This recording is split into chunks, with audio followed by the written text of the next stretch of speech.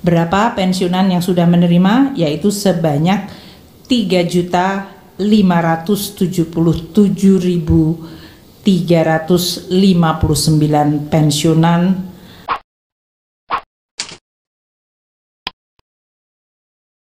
Bismillahirrahmanirrahim. Assalamualaikum warahmatullahi wabarakatuh. Selamat pagi dan salam sejahtera untuk kita semuanya. Om Swastiastu, Namo Buddhaya, salam kebajikan, salam. Teman-teman media yang saya hormati, hari ini kita akan Kementerian Keuangan melakukan konferensi pers untuk menjelaskan mengenai APBN 2025 pelaksanaan. Kita biasanya menggunakan APBN kita. Kami menjelaskan APBN kita ini di dalam konteks postur dari APBN 2025 yang sudah waktu itu ditetapkan oleh DPR dan pelaksanaannya di tahun 2025 untuk 2 bulan pertama Januari dan Februari. Banyak pertanyaan dari teman-teman media, kenapa waktu itu bulan Februari tidak dilakukan untuk bulan Januari. Mungkin untuk menjelaskan beberapa hal yang memang terkait pelaksanaan APBN di awal tahun, yang kita melihat datanya masih sangat belum stabil karena berbagai faktor. Nanti dari teman-teman baik dari sisi belanja, Pak Wamenswa akan menjelaskan perkembangan dari belanja dan pelaksanaan dari Inpres 1 tahun 2025. Kemudian juga dari pendapatan, nanti Pak Anggito juga bisa menjelaskan mengenai beberapa hal yang menyangkut perkembangan pendapatan negara. Dan juga dari sisi pembiayaan, Pak Tommy nanti menjelaskan mengenai berbagai hal yang terjadi di below the line. Ini semuanya kemudian kita pertimbangkan untuk kita menunggu sampai data cukup stabil sehingga kami bisa memberikan suatu laporan mengenai pelaksanaan APBN kita 2025 dengan dasar yang jauh lebih bisa stabil dan diperbandingkan, mungkin kalau istilahnya mangga dengan mangga bandingnya, sehingga tidak terjadi kemungkinan terjadinya salah interpretasi. Jadi dengan kata pengantar itu saya akan memulai ya untuk menjelaskan APBN kita 2025. Ini adalah APBN tahun pertama untuk Bapak Presiden Prabowo Subianto dan Wakil Presiden Gibran Rakabuming. Pelaksanaan APBN adalah sebuah pelaksanaan instrumen keuangan negara yang begitu penting untuk mencapai tujuan-tujuan prioritas yang telah dan akan terus ditetapkan oleh Presiden Prabowo. Dan oleh karena itu, tema mengenai agility atau kelincahan, kemampuan untuk fleksibel namun tetap menjaga kehati-hatian dan sustainabilitas dari APBN itu menjadi sangat penting. Tentu sebagai presiden terpilih, beliau akan melaksanakan banyak program-program dan kita terus melakukan dan meyakinkan agar APBN bisa menjadi instrumen yang diandalkan dan tetap bisa terjaga dalam jangka menengah panjang. Itulah yang menjadi dasar bagi kami di Kementerian Keuangan untuk terus menjaga APBN sebagai instrumen penting negara dan pemerintah dalam menjalankan proses pembangunan dan juga di dalam menjaga negara dan menjaga perekonomian serta rakyat untuk mencapai cita-cita kita menuju Indonesia yang maju, adil, sejahtera.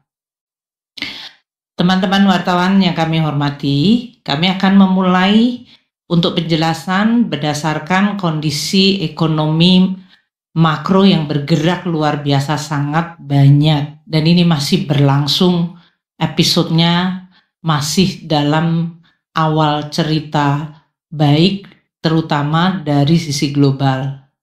Maka kami memulainya dengan mengingatkan kembali kepada asumsi makro yang digunakan untuk menyusun APBN 2025 dan juga sedikit mengingatkan tahun 2024. Kita tahu tahun 2025 APBN kita disusun dengan asumsi pertumbuhan 5,2, inflasi 2,5%, nilai tukar Rp16.000 per dolar, yield SBN 10 tahun di 7%, harga minyak mentah di $80 per barel, lifting minyak di 605.000 barel per hari, dan lifting gasnya 1.005.000 barel setara minyak per hari. Kalau kita lihat tahun 2024 yang baru saja kita tinggalkan dan ditutup, pertumbuhan ekonomi 2024 pada akhir tahun seluruh tahun dicapai dengan pertumbuhan 5,03. Saya ingin menyampaikan bahwa ini adalah sebuah tingkat yang tidak mudah bagi semua negara untuk menjaga pertumbuhan ekonomi pada level di atas 5%, di mana kondisi perekonomian global disrupsinya sungguh luar biasa. Indonesia juga menutup tahun 2024 dengan prestasi inflasi yang hanya 1,57%.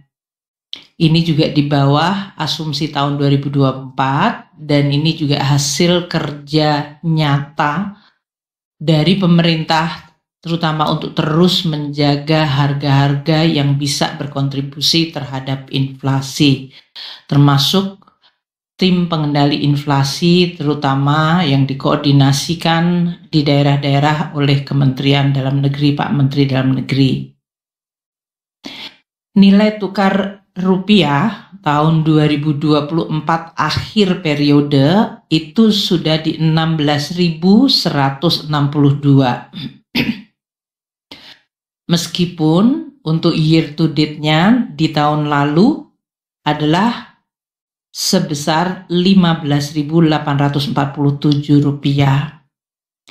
Kita melihat dari mulai Januari dan terutama semenjak Presiden Trump dilantik awal Januari hingga sekarang, begitu banyak kebijakan eksekutif order Presiden Trump yang terus-menerus menimbulkan gejolak. Sehingga gejolak ini dirasakan seluruh dunia dan ini terefleksikan pada kurs rupiah yang nanti kita akan jelaskan. Untuk sampai dengan akhir Februari, kita end of period 16.340 rupiah per dolar, year to date-nya di 16.309 rupiah per dolar. Tadi untuk inflasi, year on year kita sedikit mengalami deflasi 0,09 dan untuk month to month-nya juga mengalami deflasi 0,48%. Yield surat berharga negara sama seperti yang terjadi dengan disrupsi akibat berbagai kebijakan yang dikeluarkan oleh Presiden Trump 2.0 dan interaksi reaksi dari negara-negara blok besar, entah itu Kanada, Eropa, RRT, Meksiko bahkan juga, telah menimbulkan suatu dinamika atau gejolak volatilitas di nilai tukar dan yield di semua negara. Indonesia alhamdulillah kalau kita lihat pada tahun 2024 kita bisa menjaga yield year to date-nya di 6,8% untuk SBN 10 tahun local currency dan end of period-nya di 7%. Kita lihat deviasi dari asumsi 6,7 di tahun 2024. Nah, tahun ini asumsi kita 7% hingga akhir Februari realisasi end of period-nya 6,88%. dan year to date-nya di 6,98. Ini adalah bulan-bulan Januari Februari yang tidak mudah dan tidak biasa. Seperti tadi saya sampaikan, shock yang terjadi secara berturut-turut dari executive order yang muncul dari Presiden Trump dan kemudian memunculkan retaliasi atau respons. Sedangkan harga minyak kita lihat dengan adanya disrupsi yang begitu besar di level global dan kecenderungan melemahnya ekonomi negara maju, harga minyak juga mengalami perlemahan. Akhir tahun 2024 di 71,6 dolar per barel, year to date-nya di tahun lalu mencapai 78,1. Nah, untuk 2025 ini, end of period-nya harga minyak di 74,3. Year to date 75,6 dolar per barel. Ini adalah harga yang kalau kita lihat dibandingkan asumsi APBN yang kebetulan untuk 2024 dan 2025 menggunakan asumsi harga minyak yang sama yaitu 82 dolar per barel. Ini lebih rendah. Tentu akan mempengaruhi nanti beberapa bagian dari APBN kita. Entah untuk belanja dan juga dari penerimaan kita, baik penerimaan pajak maupun penerimaan negara bukan pajak. Deviasi yang cukup besar dari asumsi tentu akan kita perhitungkan. Lifting minyak kita tahun lalu tercapai 579,7 ribu barel per hari. Lebih rendah dari asumsi APBN yang 635 ribu barel per hari. Kalau kita lihat di sini, APBN 2025 sudah menurunkan asumsi lifting minyak dari 635 ke 605 ribu. Namun hingga sampai Februari ini realisasi dari lifting minyak baru mencapai 551,7 ribu barel per hari. Demikian juga dengan lifting gas. Realisasi tahun lalu adalah 978,8 ribu barel setara minyak per hari. Itu lebih rendah dari asumsi yang 1.033.000. Dan tahun ini hingga Februari lifting gas kita adalah 978.000 di bawah lifting asumsi 1.005.000 setara minyak barel per hari. Ini adalah asumsi makro yang menjadi fondasi untuk penyusunan postur APBN. Dan kami akan terus memonitor, memitigasi berbagai dinamika yang terjadi apabila menimbulkan risiko yang berpengaruh kepada APBN maupun terutama kepada masyarakat dan perekonomian.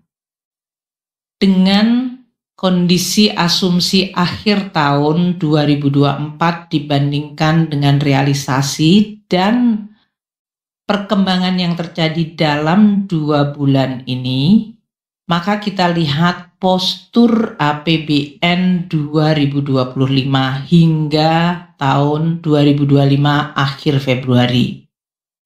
Sebagai perbandingan, saya menggunakan APBN awal, yaitu Undang-Undang Nomor 62 Tahun 2024. APBN selalu ditetapkan menjadi atau dalam bentuk undang-undang, karena ini adalah sebuah proses politik dan legislasi antara eksekutif dengan legislatif yaitu DPR. Di dalam APBN yang tertuang di dalam Undang-Undang Nomor 62 2024 disebutkan bahwa pendapatan negara akan ditargetkan 3.005 triliun, di mana penerimaan pajak di 2.189,3 triliun rupiah. Bea dan cukai menyumbangkan 301,6 dan PNBP di 513,6 sebagai target untuk tahun 2025 ini. Realisasi hingga akhir Februari untuk pendapatan negara adalah 316,9 triliun rupiah, di mana penerimaan perpajakan 240,4 triliun atau 9,7% dari target tahun ini, terdiri dari penerimaan pajak 187,8 triliun rupiah atau 8,6% dari target.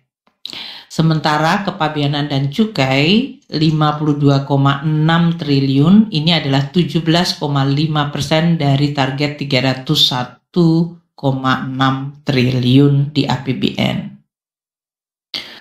Untuk PNBP, kita telah mengumpulkan 76,4 triliun rupiah hingga akhir Februari. Ini artinya 14,9% dari target PNBP tahun ini yang sebesar 513,6 triliun rupiah. Dari sisi belanja, kita lihat APBN mendesain belanja tahun ini adalah sebesar 3.621,3 triliun rupiah. Ini terdiri dari belanja pemerintah pusat 2.701,4 triliun rupiah, di mana belanja KL-nya 1.160 triliun dan belanja non-KL 1.541,4 triliun. Transfer ke daerah di dalam Undang-Undang APBN 919,9 triliun. APBN 2024 didesain dengan defisit 616,2 triliun dan keseimbangan primer juga defisit 63,3. Itu adalah desain APBN 2025. Sehingga ini saya menggunakan ini untuk bisa menaruh di dalam konteks akhir Februari. Pembiayaan tahun 2025 ini juga menurut undang-undang akan mencapai 616,2 triliun rupiah. Nah, realisasi yang terjadi untuk belanja negara hingga akhir Februari, ya, dengan berbagai yang nanti akan disampaikan oleh Pak Wamensua, terjadinya impres, efisiensi, dan lain-lain, kita masih melihat belanja negara 348,1 triliun. Realisasi di mana ini adalah 9,6% dari total belanja yang akan dianggarkan tahun ini. Belanja pemerintah pusat mencapai 211,5 triliun atau 7,8% dari target belanja pemerintah pusat. Terdiri dari belanja kementerian lembaga 83,6 triliun rupiah. Ini juga sekitar 7,2% dari total belanja tahun ini untuk kementerian lembaga, dan belanja non-KL mencapai 127,9 triliun atau 8,3% dari total belanja non-KL. Untuk transfer terlihat lebih maju, yaitu kita telah mentransfer ke daerah sampai akhir Februari mencapai 136,6 triliun. Dari persentase ini lebih tinggi dari bahkan kecepatan belanja pemerintah pusat, yaitu 14,9% dari total transfer tahun ini sebesar 919 triliun.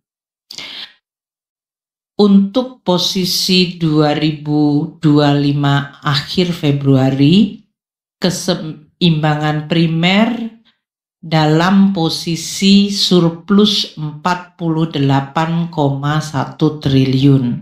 Di dalam APBN, undang-undang nantinya kalau itu terlaksana semua adalah 63,3 defisit. Jadi ini masih positif. Sedangkan dari total keseimbangan terjadi defisit 31,2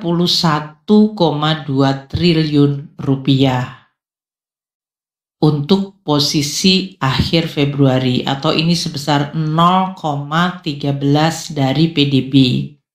Saya ingatkan kembali, kolom sebelahnya APBN didesain dengan defisit 616,2 triliun. Jadi ini defisit 0,13%, tentu masih di dalam target desain APBN sebesar 2,53% dari PDB, yaitu 616,2 triliun rupiah.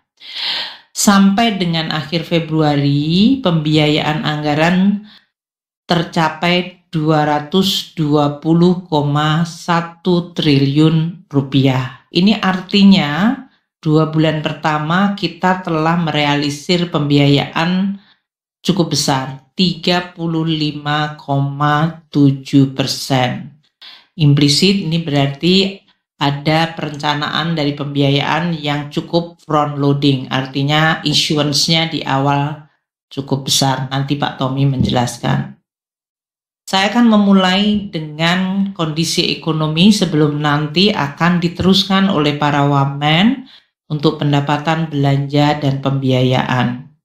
Untuk pensiunan juga telah dibayarkan, di mana SP2D ke bank penyalur dengan target total 11 triliun 786 miliar bagi 3.643.828 pensiunan. Saat ini telah disalurkan sebesar 11 triliun 571,09 miliar rupiah. Berapa pensiunan yang sudah menerima? Yaitu sebanyak 3.577.359 pensiunan atau 98,18% yang sudah menerima. Yang disalurkan melalui PT Taspen adalah 10 triliun 195 miliar 195,61 miliar atau 3.095.503 pensiunan.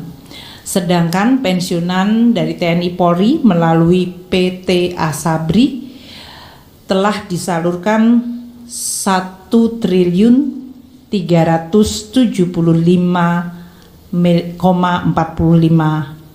1 triliun 375,48 miliar rupiah. Itu untuk pensiunan TNI Polri yang disalurkan melalui PT Asabri sebanyak 481.856 pensiunan.